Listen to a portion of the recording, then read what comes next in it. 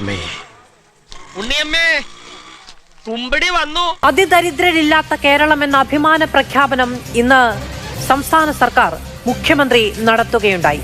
നിയമസഭയിലും പിന്നീട് പൊതുവേദിയിലും. ഇന്ന് നമുക്ക് ഇവിടെ തന്നെ കൂടാ, എല്ലാം അറിഞ്ഞിട്ട് തന്നെ കാര്യം. ഇതൊരു ശുദ്ധ തട്ടിപ്പാണ് എന്നുള്ളതാണ് പ്രതിപക്ഷത്തിന്റെ ആരോപണം. കഴിഞ്ഞ ദിവസങ്ങളിലടക്കം അതിന്റെ ക്രെഡിറ്റ് കേന്ദ്ര സർക്കാരിന് കൂടി അവകാശപ്പെട്ടതാണ് എന്നുള്ളതാണ് BJPയുടെ അവകാശവാദം. ഇന്ത്യയുടെ ഭൂപടത്തിൽ എത്രയോ തവണ അത് മാനവിക വികാസ സൂചികകൾ മാത്രമല്ല, ഉയർന്ന ആയുർദൈർഘ്യത്തിൽ, സാർവത്രിക വിദ്യാഭ്യാസത്തിൽ, ഏറ്റവും കരുത്തുറ്റ പൊതുജനാരോഗ്യ രംഗത്ത്, ഏറ്റവും ഉയർന്ന സുസ്ഥിര വികസന രംഗത്ത്, ഏറ്റവും ഉയർന്ന കൂലിയിൽ, ഒരു മാറ്റവും ഇല്ലല്ലോ, ശിശുമരണ നിരക്കിന്റെ ഏറ്റവും കുറഞ്ഞ അനുഭവങ്ങളിൽ, ഉന്നത വിദ്യാഭ്യാസമുള്ള പെൺകുട്ടികൾ ഏറ്റവും കൂടുതലുള്ള ഇന്ത്യൻ സംസ്ഥാനം, ഇങ്ങനെ എണ്ണിയാലൊടുങ്ങാത്ത മാനവിക വികാസ സൂചികൾ നമ്മൾ പല കാലങ്ങളിൽ ഇന്ത്യ അത്ഭുതപ്പെടുത്തിയിട്ടുള്ളതാണ്. നമ്മുടെ വീടിന്റെ ഇറയത്തിരുന്നുകൊണ്ട് നമ്മൾ ലോകത്തിലേക്ക് നോക്ക്. ഈ ഇന്ത്യൻ ആകാശത്തിന് കീഴിൽ കേരളത്തിന് മാത്രം ഈ മഹാത്ഭുതങ്ങളെ, മനുഷ്യന്റെ അഭിമാനവും അന്തസ്സും വാനോളം ഉയർന്നു പാറുന്ന, ലോകത്തിലെ ഏറ്റവും സമുന്നത ദേശരാഷ്ട്രങ്ങളോട് കിടപിടിക്കാൻ കഴിയുന്ന ഈ മുന്നേറ്റത്തെ കുറിച്ച് പറയുമ്പോൾ, അത് നേടിയെടുത്ത അസുലഭ സന്ദർഭങ്ങളെ കുറിച്ച് നമ്മൾ ചർച്ച ചെയ്യുമ്പോൾ നമുക്കൊക്കെ സന്തോഷം തോന്നണ്ടേ? കേരളം ഏത് ദിശാസൂചികയിലാണെങ്കിലും അത് ഒന്നാം സ്ഥാനത്തെത്തിയത് 2016 ശേഷമല്ല. അതിൻ്റെ പ്രധാനപ്പെട്ട കാര്യം 2016 ശ്രീ പിണറായി വിജയൻ മഴുവറിഞ്ഞുണ്ടാക്കിയതല്ല കേരളം. ഇപ്പോൾ 64,004 ആളുകളെ അല്ലെങ്കിൽ 4 കുടുംബങ്ങളെ അതിദരിദ്ര പട്ടികയിൽ നിന്ന് ഒഴിവാക്കിയതോടുകൂടി അതിദരിദ്രരില്ലാത്ത കേരളമായി മാറി എന്നുള്ളതാണ് ഇവരുടെ പ്രധാനപ്പെട്ട വിഷയം. ഇപ്പോൾ ഞാൻ പറയുന്നു, 64,000 കുടുംബങ്ങളെ അതിദരിദ്രരുടെ പട്ടികയിൽ നിന്ന് മാറ്റുന്നതിൽ ഞങ്ങൾക്ക് വളരെയധികം സന്തോഷമുള്ള കാര്യമാണ്. അത് നമ്മൾ സർക്കാരിനൊപ്പം ചേർന്ന്, ഏതൊരു സർക്കാരാണെങ്കിലും ആ സർക്കാരിനൊപ്പം ചേർന്ന് നമ്മൾ ഒറ്റക്കെട്ടായി മുന്നോട്ട് പോകേണ്ട കാര്യമാണ്. എന്തോ കുത്തി പറയുന്ന പോലെ എനിക്ക് ഫീൽ ചെയ്യുന്നുണ്ട് കേട്ടോ. കുത്തിയില്ലല്ലോ, കുത്താൻ പോണല്ലേ ഉള്ളൂ. പക്ഷെ ഇതിലെ പ്രധാനപ്പെട്ട പ്രശ്നം എന്താണ്? കേരളത്തിൽ 64,004 അതിദരിദ്രരാണോ ഉള്ളത് എന്നുള്ളതിലാണ്. കണക്കിലെ തട്ടിപ്പ് വെച്ചാണ് ഇങ്ങനെ ഒരു പരിപാടി നടത്തിയതെന്ന് ഞങ്ങൾ പറയാൻ കാരണം. അങ്ങനെ പറയരുത് സാർ. പിന്നെ എങ്ങനെ പറയണം? അതിദാരിദ്ര്യം തുടച്ചു നീക്കപ്പെട്ട സംസ്ഥാനമാണ് കേരളം എന്ന പ്രഖ്യാപനത്തെ, സർക്കാരിന്റെ പ്രഖ്യാപനത്തെ BJP എങ്ങനെ കാണുന്നു, എങ്ങനെ വിലയിരുത്തുന്നു? അതിദാരിദ്ര്യം ഇല്ലാത്ത കേരളത്തെ സൃഷ്ടിക്കുന്നതിന് വേണ്ടി ആര് ശ്രമിച്ചാലും ആ ശ്രമത്തെ തീർച്ചയായിട്ടും ശ്ലാഘിക്കുവാൻ ആഗ്രഹിക്കുന്ന രാഷ്ട്രീയ പാർട്ടിയുമാണ് ഭാരതീയ ജനതാ പാർട്ടി. സ്വന്തം ഇഷ്ടത്തിന് തട്ടിവിടുന്നതാണ്. നാക്കെടുത്താന്നേ പറയൂ. ദാരിദ്ര്യവും അതിദാരിദ്ര്യവും ഇല്ലാതാക്കാൻ എല്ലാ രാഷ്ട്രീയ പാർട്ടികളും ശ്രമിക്കണമെന്നും പറയുന്ന പാർട്ടിയാണ് ഭാരതീയ ജനതാ പാർട്ടി. 2024 ബജറ്റ് അവതരിപ്പിക്കുന്ന സമയത്ത് 5.92 ലക്ഷം കുടുംബങ്ങൾ ഈ അതിദാരിദ്ര്യത്തിൽ കഴിയുന്നു എന്ന് ബജറ്റിലുണ്ട്. ബജറ്റിന്റെ അവലോകന റിപ്പോർട്ടിൽ വന്നിട്ടുണ്ട്. ഇന്ന് പ്രധാനപ്പെട്ട ചില പത്രങ്ങൾ അത് പറഞ്ഞിട്ടുണ്ട്, മാതൃഭൂമി പോലും അത് പറഞ്ഞിട്ടുണ്ട്. അപ്പോൾ ഒരു വർഷത്തിന്റെ ഉള്ളിൽ 2024 2025 എത്തിയപ്പോഴേക്കും ഇങ്ങനെ പോയാൽ സംഗതി കുഴയും. ശരി, ഇന്ന് മുഖ്യമന്ത്രി പറഞ്ഞിട്ടുണ്ട് ഈ അതിദാരിദ്ര്യ സമ്മേളനത്തിൽ കേരളം ഒരു അത്ഭുതമാണ്. അത് ശരിയാ, കേരളം ഒരു അത്ഭുതമാണ്. ചെമ്പിനെ സ്വർണ്ണമാക്കുന്ന ഒരു അത്ഭുതമാണ്, സ്വർണത്തെ ചെമ്പാക്കുന്ന അത്ഭുതമാണ്.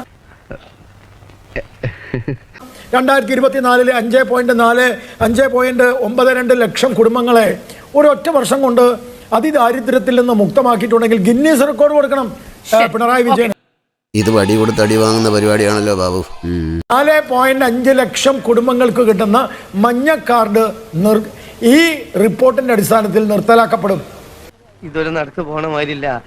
അതിദാരിദ്ര്യം ഇല്ലാതാകുമ്പോൾ അതിദാരിദ്ര്യമൊക്കെ കൊടുക്കുന്ന മഞ്ഞ കാർഡ് അരി ഇല്ലാതാവും. കേന്ദ്രം കൊടുക്കില്ല. കാരണം ആ അരി എടുത്ത് വേറെ സംസ്ഥാനത്ത് കൊടുക്കും. ഇത് തന്നെയാണ് ഉണ്ടാവാൻ പോകുന്നത്. അപ്പൊ ആ സമയത്ത് കേന്ദ്രം തന്നില്ല എന്ന് വിലപിക്കരുത്, ആ സമയത്ത് കേന്ദ്രം തന്നില്ല എന്ന് പറയരുത്. അതും കൂടി ഞാനൊന്ന് സൂചിപ്പിക്കുകയാണ്. ഇതൊരു നടക്ക് പോണ ലക്ഷണില്ല. ഇവരൊക്കെ കരുതുന്നത് എന്താണ്? യൂണിയൻ ഗവൺമെന്റിന്റെ കാശെന്ന് വെച്ചാൽ ഇന്ത്യയിലെ RSSന്റെ സർസംഘചാലകന്റെ തറവാട്ടിൽ നിന്ന് അദ്ദേഹത്തിന്റെ മുതുമുത്തശ്ശന്മാർ മുത്തശ്ശിമാർ കണ്ടെത്തി കൊടുത്ത കാശാണോ? അല്ലല്ലോ. ഞാനും ആങ്കറും ഇവിടെയുള്ള എല്ലാവരും നമ്മുടെ വിയർപ്പുപ്പ് കൊണ്ട് അധ്വാനിച്ചുണ്ടാക്കുന്ന പണം, പാല് വാങ്ങാൻ, മുട്ട വാങ്ങാൻ, പച്ചക്കറി വാങ്ങാൻ, മാംസം വാങ്ങാൻ കൊടുക്കുന്ന പണത്തിന്റെ കവി തല്ലു വാങ്ങിയിട്ടേ പോകുന്നാ തോന്നുന്നത്. കേരളത്തിൽ നിന്ന് അതിന്റെ ഏറ്റവും വലിയ വിഹിതം നമ്മൾ നികുതിയായി കൊടുക്കുന്നത് ഇന്ത്യയുടെ യൂണിയൻ ഗവൺമെന്റിനാണ്. അതിൽ നിന്ന് കേരളത്തിന് അവകാശമുള്ള പണം തരില്ല എന്ന് പറയാൻ ഏത് BJP-കാരന് എന്ത് അവകാശം? അതല്ല നമ്മൾ ചോദിക്കേണ്ടത്. ഭീഷണിയോ? അങ്ങ് മനസ്സിലാക്കേണ്ടത് എന്താണ്?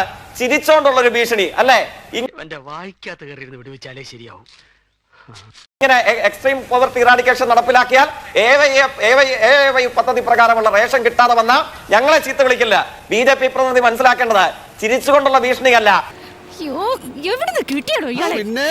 RSSന്റെ നല്ല ദംഷ്ടം നിറഞ്ഞു നിൽക്കുന്ന ഭീഷണി കണ്ടിട്ട് ഒരു കുലുക്കവും ഉണ്ടായിട്ടില്ല കമ്മ്യൂണിസ്റ്റുകാർക്കെന്ന് മാത്രമല്ല മതനിരപേക്ഷവാദികളായിട്ടുള്ള മലയാളികൾക്ക്. അതുകൊണ്ട് ദംഷ്ട നിറഞ്ഞ ഭീഷണിയുടെ മുമ്പിൽ വഴങ്ങിയിട്ടില്ലാത്ത മലയാളിയോട് ചിരിച്ചുകൊണ്ടുള്ള ഭീഷണി പറഞ്ഞാൽ അതൊന്നും ഇങ്ങനെ പറഞ്ഞങ്ങ് അവസാനിക്കത്തേ ഉള്ളൂ, മറുപടി അറിയിക്കുന്നതല്ല. ആഞ്ജനേയ സ്വാമി. ഒരു ബന്ധവുമില്ലാത്ത വിഷയത്തിലൊക്കെ RSSനെ ഒക്കെ വലിച്ചിട്ടിട്ട് RSSന്റെ തറവാട്ടിനാണോ എന്നൊക്കെയാണ് വളരെ ബാലിശമായിട്ടുള്ള ഒരു നിലവാരവുമില്ലാത്ത ഉത്തരങ്ങൾ പറയുന്നത്. ആൾക്ക് തീരെ വിദ്യാഭ്യാസം വിവരമൊന്നും ഇല്ലേ, വിഡ്ഢിത്തിരെ പറയുള്ളൂ.